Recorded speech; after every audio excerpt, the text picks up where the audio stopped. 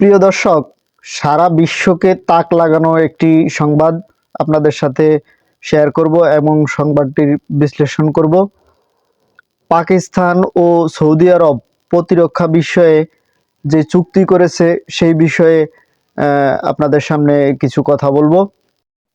পাকিস্তান ও Saudi আরব সামরিক বাহিনীর যে চুক্তি করেছে সেটি হচ্ছে যে পাকিস্তানের উপরে যদি কোনো শত্রুপক্ষ আঘাত করে সেটি সৌদি আরব নিজের দেশে আঘাত বলে মনে করবে এবং সামরিক বাহিনী সেনাবাহিনী দিয়ে সে দেশকে সহযোগিতা করবে।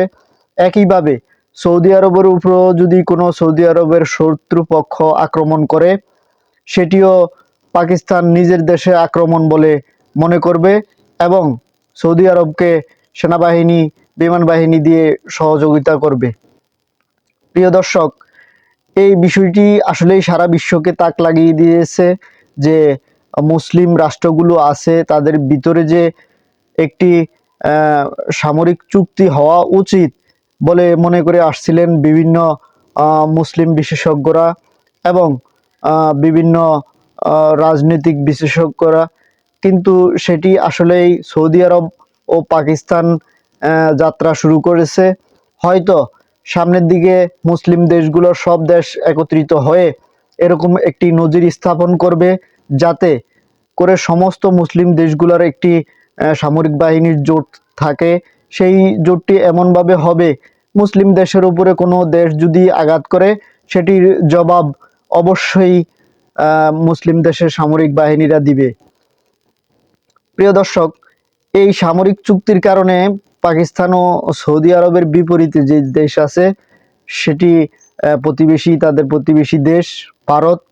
ভারত কিন্তু যদিও ব্যাপকভাবে প্রচার না করে কিন্তু তারা ব্যাপকভাবে উদ্বিগ্ন হয়েছে এবং তাদের চিন্তার কারণ হয়ে দাঁড়িয়েছে। একদিকে মোদী সরকারের এখন তার নিজের দেশের মধ্যেই বিভিন্ন রকমের সমস্যা চলতেছে, মোদী সরকারকে হটানোর জন্য আন্দোলন চলতেছে, তাদের বিভিন্ন দোষ ত্রুটি জনগণ খুঁজে পাচ্ছে এবং সেগুলো নিয়ে আন্দোলন করছে। একইভাবে একই সময়ের মধ্যেই সৌদি আরব ও পাকিস্তান সামরিক চুক্তি করায় মোদী সরকারের উপরে চাপ আরও বাড়বে এবং মোদী সরকার এই বিষয়টি নিয়ে ব্যাপক চিন্তিত হওয়ার সম্ভাবনা আছে এবং চিন্তিত হবে। কেননা বেশ কিছুদিন আগে যে ভারত আর পাকিস্তানের মধ্যে যে একটি যুদ্ধ হয়েছিল সেই যুদ্ধে পাকিস্তান মোটামুটি ভালো একটি তাদের যে যুদ্ধক্ষেত্রে অবস্থান আছে সেটি তারা প্রমাণ করতে পেরেছে।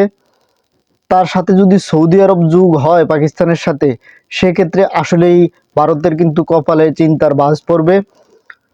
প্রিয় দর্শক, মুসলমানদের উপরে যেই নির্যাতন এবং নিপীড়ন চালিয়ে আসছিল অন্যান্য ধর্মের লোকগুলো বিভিন্ন দেশে, বিশেষ করে ভারতে যে মুসলিম নিধনের কার্যকলাপ চলে আসছে সেটি আসলেই কিন্তু পাকিস্তান ও সৌদি আরব ভালো ভূমিকা পালন করতে পারবে বলে মুসলিম বিশেষজ্ঞরা মনে করছেন। সুতরাং যে চুক্তিটি হলো সামরিক চুক্তি, এটি আসলেই অনন্য একটি নজির।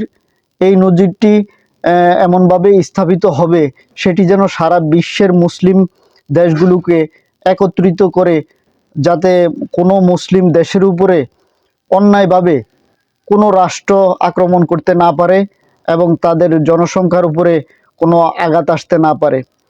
প্রিয় দর্শক, এতক্ষণ সাথে থাকার জন্য ধন্যবাদ। চ্যানেলটি সাবস্ক্রাইব করুন এবং পরবর্তী সংবাদ ও সংবাদ বিশ্লেষণের জন্য অপেক্ষা করুন। কমেন্টে আপনাদের মতামত জানান। ধন্যবাদ। আল্লাহ হাফেজ।